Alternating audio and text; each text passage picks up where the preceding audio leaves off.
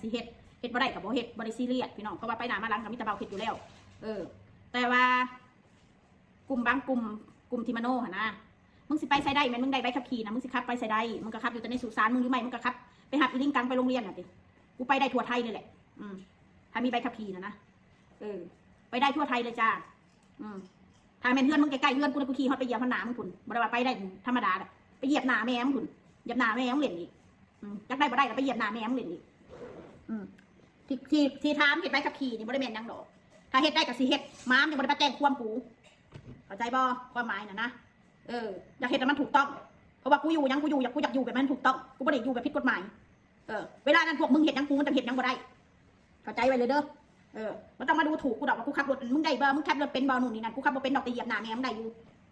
แค่นั้นแหละอันนี้ว่าเฉพาะไอ้คนที่มันแหกปากโอ้ยนังหนาเดี๋ยวสู้นับไปคนเมืองนอกกันสู้ขับได้บ่สู้นั่นมีระบบใบขับขี่นั่นว่าแต่กูต่างดาวสู้ไปอยู่บ้านเขาสู้กับต่างดาวคือการไปอยู่ทินไปอยู่ต่างแดนนั่นอีลาวอีต่างดาวนู่นนี่นั่นโอ้ยถ้ามันเฮ็ดได้ติใบขับขี่กูสิเฮ็ดกูจะมาฟาดหน้าสู้หันนะร้านกูเฮ็ดมาแล้วจ้ากูได้สิว่าเฮ็ดไปได้ดอกคนลาวบ่สามารถเฮ็ดใบขับขี่อยู่ประเทศไทยได้ทำไมสิเฮ็ดบ่ได้เขาเฮ็ดมาแล้วจากคนแล้วกูแค่สอบถามที่ว่าเป็นยังกูสิเฮ็ดบ่ได้บ่คือกูแค่ถามว่ามันมีใบยังแน่มันต้องใส่เอกสารยังแน่เฮ็ดใบขับขี่คนลาวคนต่างดาวหั่นแค่นั้นเองที่มาถามนี่เฮ็ดได้คือห้องให้กลับไปอยู่ฝั่งลาวเฮามีโลกโซเชียลเฮาทำ YouTube มันก็ออกทั่วโลกอยู่แล้วเฮาก็ถามมาเถื่อผู้คนมีประสบการณ์ทำไมต้องโกหกว่าอยากขายบ้านนู่นนี่นั่นบ่ได้โกหกถ้ามีคนซื้อถูกใจก็ขายมันต้องสิได้สบายใจคนที่มันสั่งมาข่อยมันยากแล้วตั้งแต่มีเฮือนหลังนี่ล่ะรู้สึกว่าวุ่นวายครอบครัวข่อยวุ่นวายน้ำพวกมึงบ่แม่นวุ่นวายน้ำพวกข่อยเด้อพี่น้อง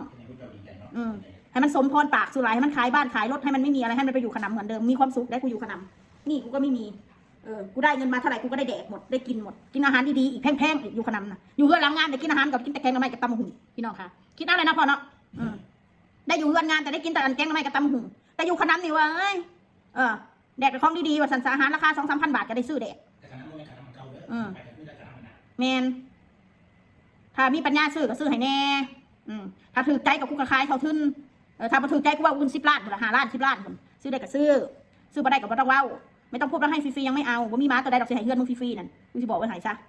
ไม่มีปัญญาซื้อมากกว่าถ้าบ่มีปัญญาก็อย่าเว้าอย่าถามไม่ต้องถามนะขายเท่าไหร่นู่นนี่นั่นไม่ต้องถามค่ะทักแชทมาเลยค่ะใครสนใจทักมาเลยจ้ะทักมาเลยโอนเลยเซ็นเลยมันก็พองามพอจบพองามคนเราซื้อให้เด้อกูได้ด้วยได้ยินว่าสิซื้อให้เดี๋ยวกูซื้อให้มึงจะขายแพงนะบ่ขายแพงจ้ะทักมาโลดทักมาโลดกูจำสิได้เศร้าอยู่แล้วมันยากหลายกูนี้ไปอยู่ประเทศลาวไปหาเห็ดขนำหน่อยอยู่พาลูกพาผัวกูไปอยู่ลาวสักพักหนึ่งนะลูกกูก็เรียนหนังสือแล้วไปเทอมมันจะไปแม่ตาเบาเผ็ดกับน้องมะนาวก็ยังอยู่ทะเบียนกลางพี่น้องเลยสิว่าจังได๋ซะแล้วก็ยังอยู่ทะเบียนกลาง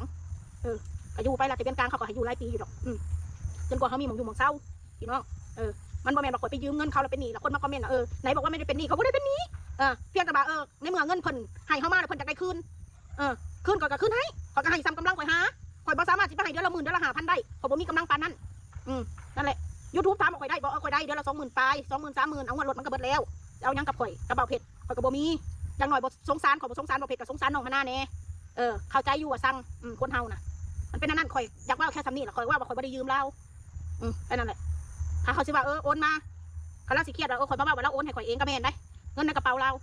แต่ย้อนความพึงพอใจย้อนความเราหักแม่นบ่แล้วก็เลยให้โดยที่บ่ได้ยังคิดว่าเงินอันนี้มันก้อนใหญ่มันก็ก้อนใหญ่อีหลีเงินเราน่ะข่อยก็เลยว่าบอกทางศาลเพิ่นหนูก็สิหับใส่เดือนละ3,000จนกว่าสิเบิดถ้าบ่เบิดก็สิได้ยื่นออกไปแต่มันก็เลื่อนมา2 เดือนที่บ่ได้ให้เขาก็นัดแล้วก็บอกแล้วเขาพิมพ์ไปบอกแล้วนี่บ่มีคือบ่มีถ้าข่อยมีน่ะข่อยสิบ่เป็นสภาพคือซุมเจ้าเห็นดอกข่อยบอกว่าให้ซะข่อยแค่อยากออกมาปกป้องในสิทธิ์ของข่อยคำว่าเรายืมมันก็ต้องมีหลักฐานการยืมเงินคำว่าโกงข่อยไปโกงเงินไปหลอกเงินเอาเงินกินข้าวมกปลาเลยล่ะแท้เลยโอ้ยดำขนาดเลยเบิ่งเสือผ่านมาปั่นนะจับเลยกินปลาลูกสบายดีเด้อพี่น้องมาลูกเอ้ยแม่ป้อนคำแพงยำมันจะนำมันติดคอมันมาลูกวะ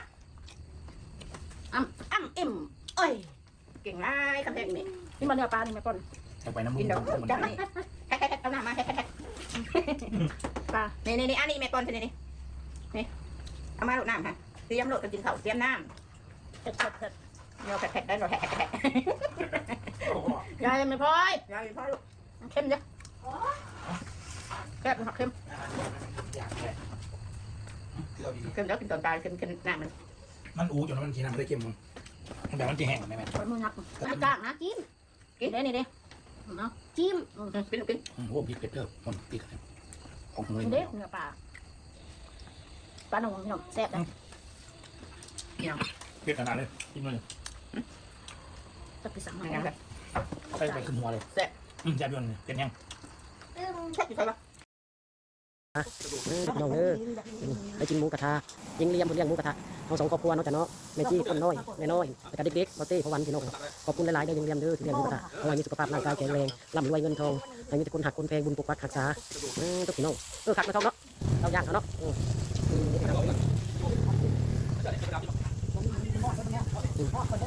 อ๋อแล้วอยู่ใกล้ไฟคนเลย